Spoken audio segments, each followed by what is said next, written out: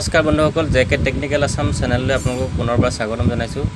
আজি মোৰ লগত এটা চাইনিজ যেটো কিপ্যাড বেসিক ফোন থাকে টাচান কোম্পানী। এই মোবাইলটোৰ প্ৰবলেম হৈছে যে সিম ইয়াত এখন এয়াৰটেল সিম লগোৱা হৈছে। এয়াৰটেল সিম লগোৱাৰ পাছতো ইয়াত দেখিবলৈ পাইছে যে সিম এক্সেছ এৰৰ। সিম 1ত বৰ্তমান আছে এয়াৰটেল সিমটো। এইটো প্ৰবলেম প্ৰায়ভাগ মোবাইলতে পোৱা যায়।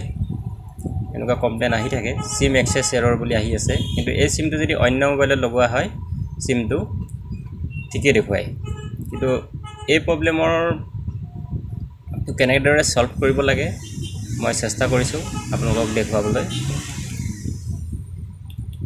আহক আমি ভিডিঅ'টো আৰম্ভ কৰোঁ। ইয়াৰ বাবে মই মোবাইলটোৰ যিখন সিম কাৰ্ড আছে সিম কাৰ্ডখন খুলি লওঁ।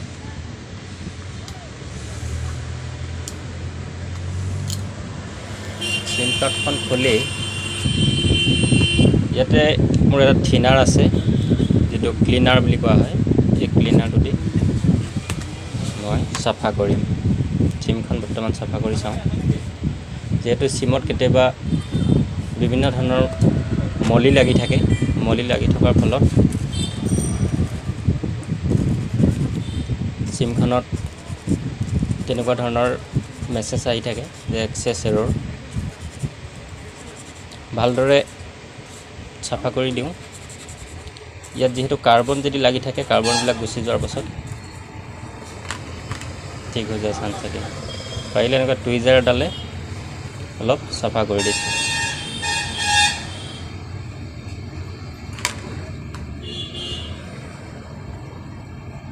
সিমখন মই আকৌ ইনচাৰ্ট কৰিছোঁ।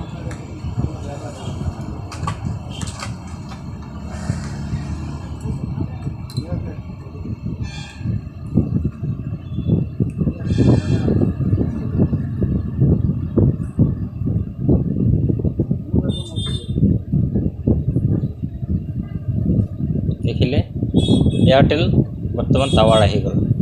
গতিকে এইটো প্ৰবলেমটো সিমৰ পৰাই হৈছিলে। সিমখন মই সাফা কৰি আকৌ ইনচাৰ্ট কৰিলোঁ, তেতিয়া এয়াৰটেল টাৱাৰটো আহি গ'ল। গতিকে আপোনালোকৰ যদি এনে ধৰণৰ কেতিয়াবা সিমৰ প্ৰবলেম হয় আপোনালোকে তেনেদৰে সিমখন সাফা অলপ ক্লিনাৰ দি সাফা কৰি দিব। সাফা কৰি লগাই চাব।